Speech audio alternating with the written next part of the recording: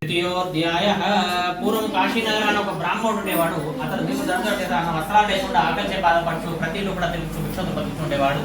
భగవాన్ బ్రాహ్మణుడు కావున ఒక వృద్ధ బ్రాహ్మణ రూపాన్ని స్వీకరించేది. ఎదురుగా వెళ్ళి బ్రాహ్మణుడమా నీ వేదేంద్రుడిని కూడా ఎందుకు ఈ విధంగా విషయాలు చేస్తున్నాను ప్రశ్నించగానే అప్పుడు వెంటనే ఆ యొక్క బ్రాహ్మణుడు అతను చూసి నమస్కరించి, మహాత్మా నేను ఇక్కడ దగ్గరను భిక్షా యుద్ధాన్ని గడుపుతున్నాను, చాలా కష్టాలు పడుతున్నాను, మరి నా దరిద్రం పోవాలంటే నాకేదో ఉపాయంతో ప్రార్థించాడు. అందులో వెంటనే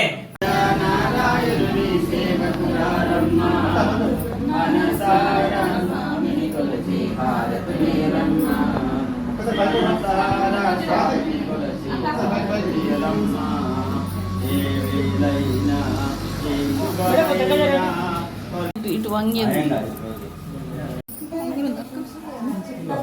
ఇప్పుడు అవి ఫ్లవర్స్ బాగా వెయిట్ అయ్యిట్టు